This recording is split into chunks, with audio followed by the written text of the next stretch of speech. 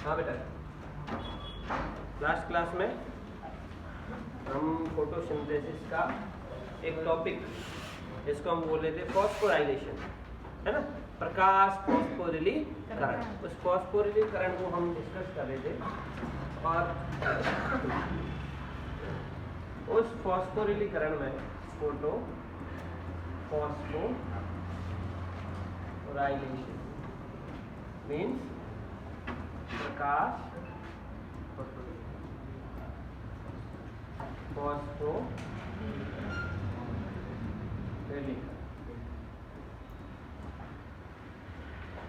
प्रकाश फॉस्फोरिलीकरण का क्या मतलब था, क्या बोला था हमने कि जो इमर्सन साइंटिस्ट आया था, उस इमर्सन साइंटिस्ट ने क्लोरोप्लास्ट के अंदर, उसके भी थैलेमोइड के अंदर दो सिस्टम बताए थे, दो पिगमेंट सिस्टम बताए थे, है ना, फोटो सिस्टम 1 और photo system 2। Okay, photo system 1 की बात करें तो हमने बोला था कि इसके अंदर जो क्लोरोफिल ए का अणु है उसका पीक स्तर जो है वो 700 nm का रहता है। 700 nm मतलब 700 नैनोमीटर तरंगदैर्घ्य वाला। उसके साथ में उसके अंदर और कौन था, FeS प्रोटीन था, आयरन सल्फर प्रोटीन था, और क्या था उसमें, फेरोडॉक्सिन था। उसी की तरह हम बात करते हैं PS2 की, तो उसमें बोला था कि इसका पीक स्थल क्या होगा, अभिक्रिया स्थल क्या होगा, P680 होगा। ठीक है, P680 के बाद में क्लोरोफिल बी के अणु मौजूद रहते हैं। इसके अंदर और कौन सहायक वर्ण के रूप में पाए जाते हैं, सबसे पहले फियोफाइटिन होता है जिसको PHEO लिखा था, क्विनोन होता है जिसको QAQB लिखा था, और प्लास्टोक्विनोन होता है जो हाइड्रोजन ग्राही है, तो हमने माध्यम से इसको हाइड्रोजन भी दिए थे जिससे ये PQH2 में बदल गया, राइट। उसके अलावा प्लास्टोसाइनिन होता है ना, प्लास्टोसाइनिन क्या करता है, PS1 को PS2 से जोड़ता है।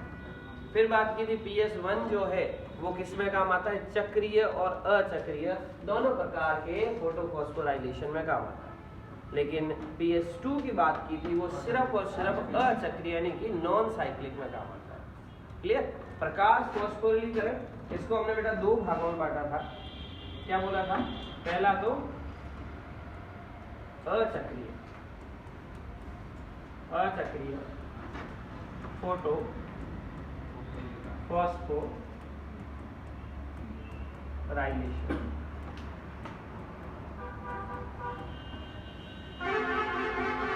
अचक्रीय फोटोफॉस्फोराइलेशन क्या होता है,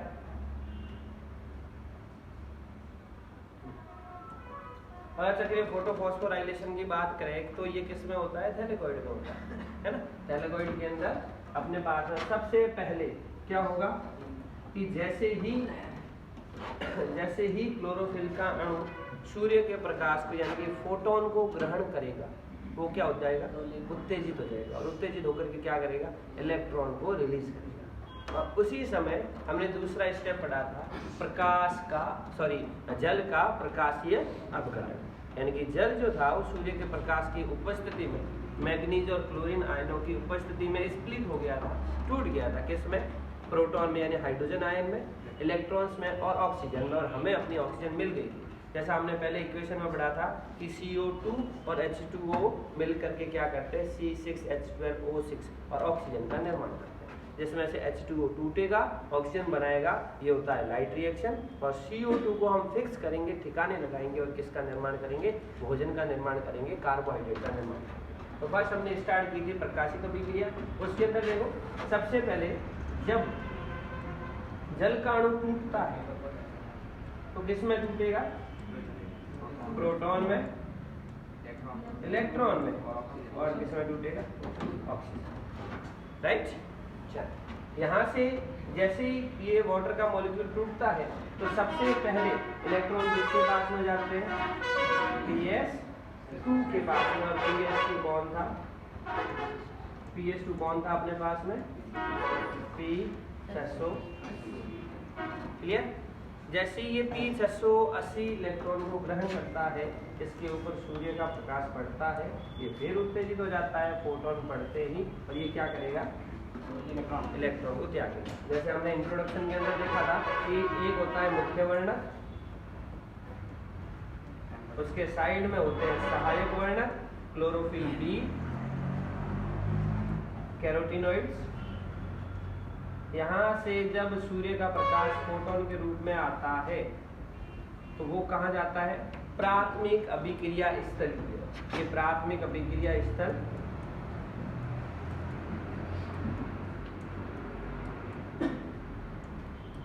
और जैसे ही प्राथमिक अभिक्रिया स्थल तक आएंगे ये इस इलेक्ट्रॉन को क्या कर देंगे? रिलीज कर देंगे। इलेक्ट्रॉन को जैसे ही रिलीज करेंगे इस इलेक्ट्रॉन को ग्रहण कौन करेगा? प्राथमिक इलेक्ट्रॉन ग्राही। ये समझ में आई? इस चीज को हमने डिस्कस किया था, वही सारी चीजें यहाँ पर रिपीट होगी। कैसे? जैसे ही P680 के पास में सबसे पहले इलेक्ट्रॉन आएंगे, यहाँ से इलेक्ट्रॉन जो इमिट आउट होंगे, निकलेंगे, वो किसके पास जाएंगे? सबसे पहला फियोफाइटिन। और क्या लिखा था उसको हमने? राइट। ये जो सारे मॉलिक्यूल हैं इनको हम एंटीना मॉलिक्यूल के नाम से जानते हैं। इस नाम से एंटीना मॉलिक्यूल या एंटीना अणु के नाम से। चलो, फियोफाइटिन से जब इलेक्ट्रॉन निकलेंगे तो सबसे पहले किसके पास में जाएंगे? क्विनोन ए के पास में, फिर क्विनोन बी के पास में, फिर यहाँ आते ही एक बैरियर आ जाता है कि जो प्लास्टोक्विनोन है वो कौन है? हाइड्रोजन ग्राही। इसलिए हम क्या करते हैं कि माध्यम से इसको हम क्या देते हैं? हाइड्रोजन देते हैं।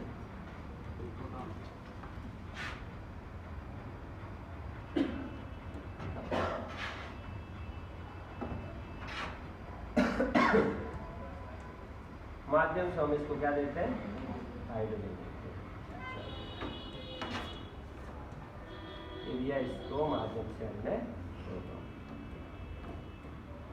जैसे ही हाइड्रोजन इसके पास में आते किसमें कन्वर्ट हो जाता है? PQH2 से आगे इलेक्ट्रॉन किसके पास में जाते हैं? एक कॉम्प्लेक्स है जिसका नाम है साइटोक्रोम B6। और रेस्पिरेशन वाला चैप्टर, श्वसन वाला चैप्टर हमने किया था, तब बताया था आपको कि साइटोक्रोम कितने टाइप के हैं? 6 टाइप के। एंजाइम में बताया था, ठीक है? Cytochrome A, cytochrome A3, cytochrome B, cytochrome C। ये तो काम आते हैं श्वसन। पीछे रिमेनिंग कौन से? साइटोक्रोम B6 और साइटोक्रोम F। ये जो कॉम्प्लेक्स के रूप में यहाँ काम आते हैं और एनर्जी का क्या करते हैं? फॉर्मेशन करते हैं। Cytochrome B6F। जैसे साइटोक्रोम B6F के पास में इलेक्ट्रॉन जाएंगे तो यहाँ से जो प्रोटॉन है वो वापस माध्यम में क्या हो जाता है बेटा? क्लियर? आगे देखते हैं।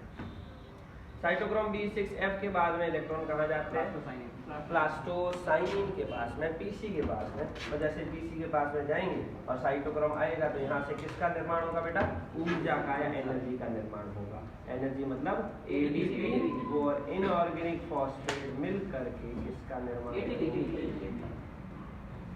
कोई दिक्कत नहीं? आगे चलते हैं। PC के बाद में अपने पास में कौन आ जाता है? PS1 आ जाता है। और PS1 का नाम क्या था बेटा? P700। इलेक्ट्रॉन पास हो जाते हैं PS1 की तरफ। कोई सेम चीज, PS1 इलेक्ट्रॉन ग्रहण करके उत्तेजित हो जाता है और उत्तेजित होते ये क्या करता है? इलेक्ट्रॉन त्याग कर सबसे पहले इलेक्ट्रॉन किसके पास में जाते हैं? किसके पास में? FD के पास में, फेरोडॉक्सिन के पास में। फेरोडॉक्सिन के बाद में किसके पास में जाते हैं? आयरन सल्फर प्रोटीन के पास में। और इनके पास में एक है NADP रिडक्टेज। और जो प्रोटॉन रिलीज हुए हैं, क्या हुए बेटा? जो प्रोटॉन रिलीज हुए हैं वो प्रोटॉन इस NADP के द्वारा ग्रहण कर लिए जाते हैं और क्या बन जाता है? NADPH2।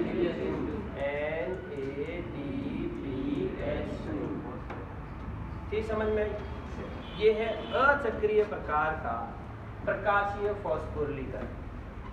यानी कि एक जगह से स्टार्ट होता है और इलेक्ट्रॉन किसी दूसरी जगह पे जाते हैं, वापस उसी के अंदर नहीं आते, इसलिए इसको हम चक्रीय ना मिल करके क्या बोलते हैं? है ना?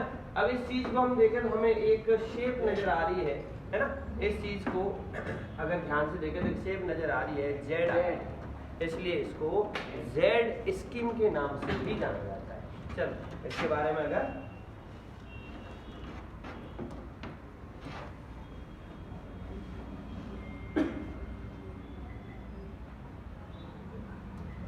क्या बोले, सबसे पहली चीज,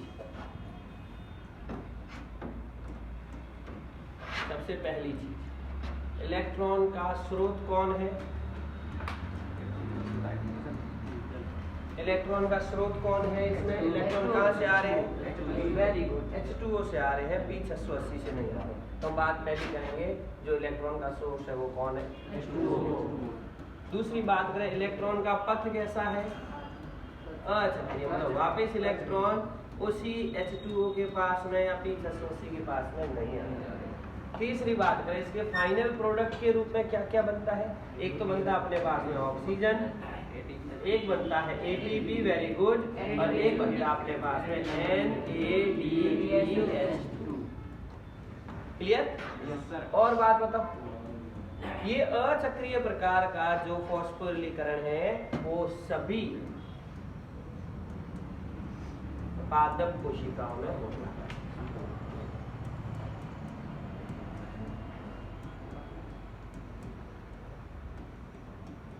सभी पादप कोशिकाओं में होता है ना? सबसे पहले हमने एक साइंटिस्ट बताया था वर्णन करके, उसने बताया था प्रकाश की जो उपलब्धता उसके बारे में और प्रकाश फॉस्फोरिलीकरण के बारे में। तो ये सभी पादप कोशिका में होता है। क्यों? क्योंकि प्रकाश संश्लेषण की प्रक्रिया में हमें मिलता क्या है? ऑक्सीजन मिलता है। ये ऑक्सीजन इस प्रक्रिया के द्वारा मिलता है। हम छोटी क्लासों से, छोटे स्टैंडर्ड से पढ़ते आ रहे हैं कि भाई प्रकाश संश्लेषण क्या है।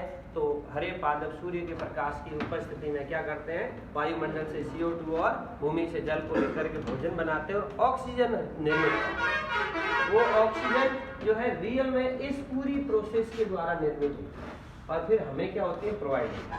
ठीक समझ में आई? तो ये सभी पादपों के अंदर ये प्रक्रिया पाई जाएगी। और हम क्या देख रहे हैं इसमें, मतलब और कुछ दिख रहा है? जेड स्कीम,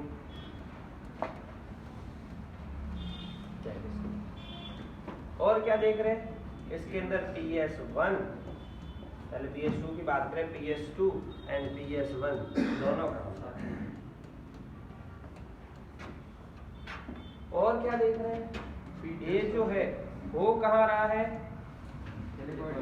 थैलेकॉइड की आंतरिक सतह, आंतरिक बताएंगे बेटा।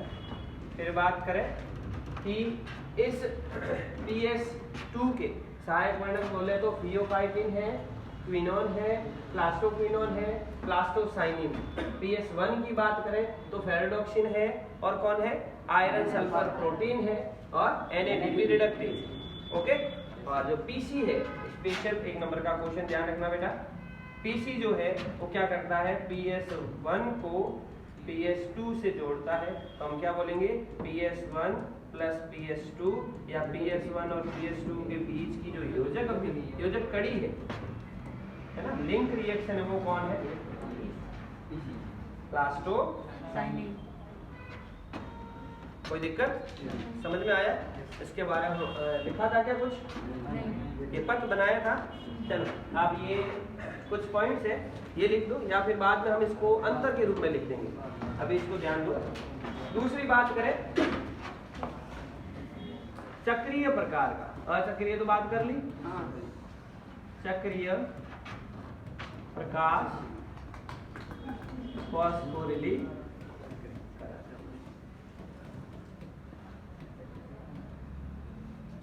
बेटा ये बढ़ जाए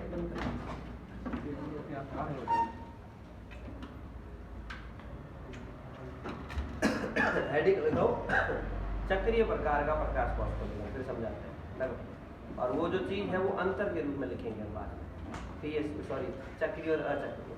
ठीक है, हेडिंग लगाइए, प्रकाश चक्रीय फॉस्फोरिलीकरण, चक्रीय प्रकाश फॉस्फोरिलीकरण।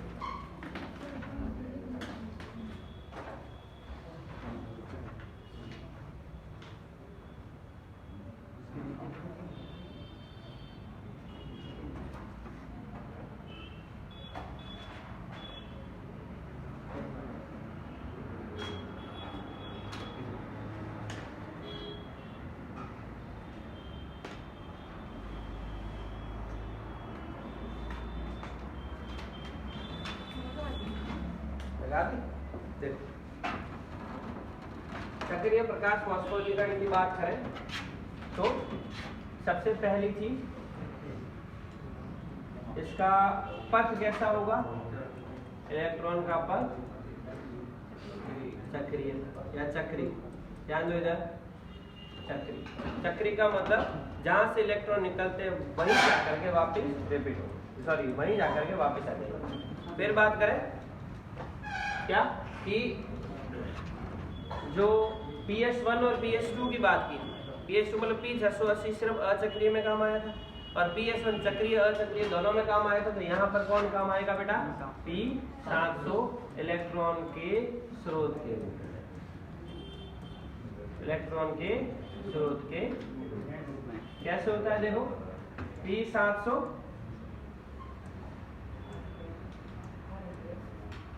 इलेक्ट्रॉन निकलेंगे,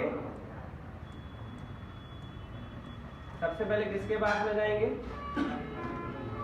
FeS के पास में, इसके बाद में फेरोडॉक्सिन के पास में, यहाँ पर हम NADP को नहीं रखेंगे, फेरोडॉक्सिन के पास में, फेरोडॉक्सिन से इलेक्ट्रॉन जो है वो जाते हैं साइटोक्रोम B6 के पास। संकुल जो है वो टूट जाता है, अलग अलग काम करता है। साइटोक्रोम B6 से जाएंगे PQ के पास में, जैसा कि हमने बताया PQ क्या है, प्लास्टोक्विनोन हाइड्रोजन ग्राही, जिससे ये क्या बन जाएगा PQH2। यहाँ से इलेक्ट्रॉन जाएंगे साइटोक्रोम F के पास में, तो ये जो हाइड्रोजन आयन आए हैं ये वापस क्या हो जाएंगे, रिलीज हो जाएंगे। अगर हम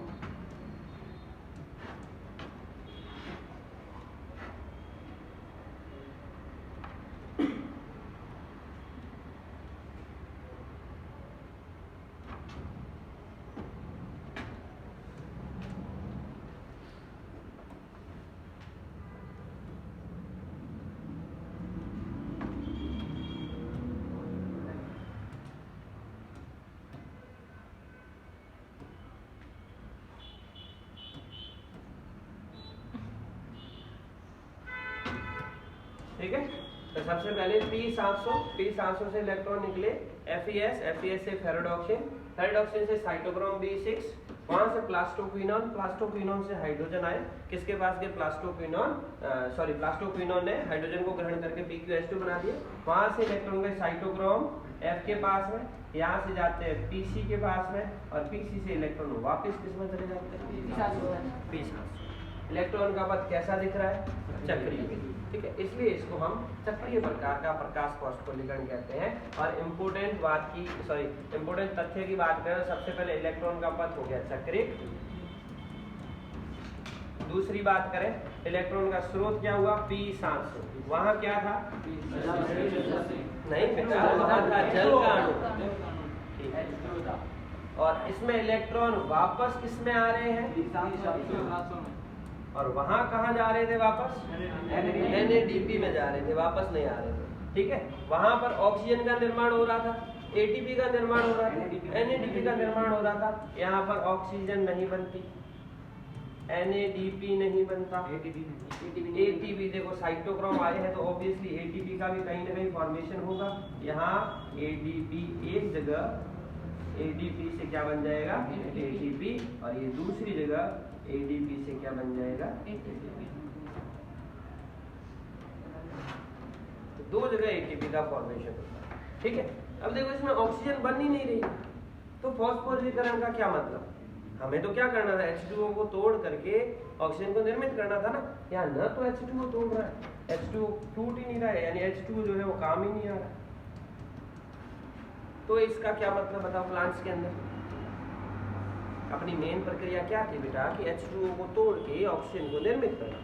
यहाँ तो न ही H2O है न ही ऑक्सीजन निर्मित हो रही है, तो इस पथ का क्या काम, तो ये क्या ये पादपों में होगा, नहीं होगा, ये होगा किसमें, जंतुओं में। जंतु प्रकाश संश्लेषण कब करने लगे भाई, ये होगा जीवाणु। जीवाणुओं में आपने देखा है कि भाई प्रकाश संश्लेषण हमने मोनेरा वाले किंगडम में पढ़ा था कि जो मोनेरा या बैक्टीरिया एकमात्र ऐसे जीव है जो पोषण की दृष्टि से डाइवर्सिफाइड होते हैं, विविधतापूर्ण होते हैं। वो प्रकाश संश्लेषी भी होते हैं, रसायन संश्लेषी भी होते हैं, विषम पोषी, परपोषी, सहजीवी सभी प्रकार के होते हैं। प्रकाश संश्लेषण में हमने पढ़ा था green sulphur bacteria, purple sulphur bacteria. रसायन संश्लेषी में अकार्बनिक और कार्बनिक, कार्बनिक में मीथेन, अकार्बनिक में हाइड्रोजन बैक्टीरिया, कार्बन बैक्टीरिया है ना, आयरन बैक्टीरिया, सल्फर बैक्टीरिया, बहुत सारे पढ़े थे। और फिर विषमपोषी वगैरह की बात की थी। तो यहाँ पर न तो जल टूट रहा है, न ऑक्सीजन बन रही है, इसलिए ये पद, क्योंकि वो रसायन संश्लेषी भी होते हैं, प्रकाश संश्लेषी भी होते हैं। तो प्रकाश संश्लेषी का मतलब ऑक्सीजन बनना चाहिए, तो यहाँ ऑक्सीजन नहीं बनता, यहाँ ऑक्सीजन की जगह पर क्या बनता है, सल्फर बनता है। इसलिए हमने प्रकाश संश्लेषी में दो बैक्टीरिया लिखे थे, एक तो green sulphur bacteria, purple sulphur bacteria. मतलब ये सल्फर को रिलीज करते हैं, ऑक्सीजन को रिलीज नहीं करते हैं। ये समझ में आई? चलो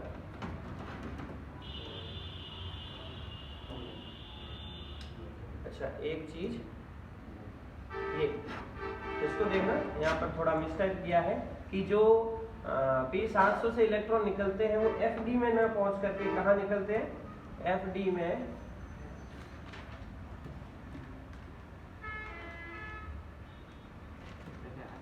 में ना पहुंच के पहले पहुंचते हैं आयरन सल्फर प्रोटीन में और फिर पहुंचते हैं फेरोडॉक्सिन में। देखो ठीक है, इस चीज को जाना है। और फेरोडॉक्सिन के पास में एक NADP रिडक्टेज होता है, जिससे क्या करते हैं कि हाइड्रोजन आयन आते हैं और NADPH2 का क्या हो जाता है बेटा, निर्माण। ठीक समझ में आई? कोई दिक्कत? इन दोनों को ध्यान रखोगे, छोटे छोटे क्वेश्चन पूछे जाते हैं, वो बाद में हम जिस टाइम DP करेंगे उस टाइम पता चल जाएगा। ओके, कोई दिक्कत इन दोनों में? आगे चले। अब हम आगे बात करेंगे कि अपनी प्रकाशिक अभिक्रिया तो कंप्लीट हो जाती है, तो प्रकाशिक कंप्लीट हो जाएगी तो हम बात करेंगे अप्रकाशिक अभिक्रिया। प्रकाशिक और अप्रकाशिक अभिक्रिया का क्या मतलब? प्रकाशिक अभिक्रिया का मतलब है जो सूर्य के प्रकाश की उपस्थिति में हो, बिल्कुल होगी। अप्रकाशिक अभिक्रिया का मतलब ये नहीं कि जो अंधकार में हो, अंधकार में कभी प्रकाश संश्लेषण नहीं होता। मतलब हम कहेंगे सनलाइट डिपेंडेंट और सनलाइट इंडिपेंडेंट, है ना। बाहर सूर्य है, अच्छा खासा धूप है, एक जैसे कि बड़े बड़े पेड़ होते हैं, उनके छाया में भी छोटे छोटे पेड़ होते हैं, प्रकाश संश्लेषण तो वही भी करते हैं ना, है ना। तो सीधे प्रकाश, सूर्य के प्रकाश की उपस्थिति या उसके ऊपर निर्भरता नहीं रहती। बाकी अप्रकाशिक अभिक्रिया के लिए भी लाइट की जरूरत रहेगी, अंधकार में कभी भी वो भी पॉसिबल नहीं है। तो नेक्स्ट अपने पास में आ जाती है अप्रकाशिक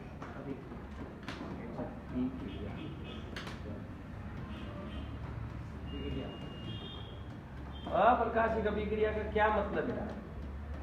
CO2 को ठिकाने लगा करके किसका निर्माण करना है? कार्बोहाइड्रेट का निर्माण। राइट और राइट। चलो, ये जो अप्रकाशिक अभिक्रिया है वो इसके लिए कुछ चक्र समझाए गए हैं। उन चक्रों के द्वारा हम क्या करेंगे, ग्लूकोज का फॉर्मेशन करेंगे। फर्स्ट है C3 चक्र, फिर बात करेंगे C4 चक्र की, फिर बात करेंगे कैम चक्र की। कैम कौन सा? कैमरिक। चलो, फिर बात करेंगे कि इनके अलावा एक और अल्टरनेटिव बात आता है जिसको C2 चक्र या प्रकाश श्वसन के नाम से जानते हैं। इन चक्र की हम बात करेंगे। क्लियर? तो पहले आप ये लिख दो, चक्रीय वाला बना दो, फिर चक्रीय और अचक्रीय में हम डिफरेंस कर देते हैं, उसके बाद में हम चलते हैं अप्रकाशिक अभिक्रिया। ये बना दिया। क्लियर? ये तो बना दिया ना, यहाँ पर करेक्शन कर दिया, यहाँ पर करेक्शन कर दिया।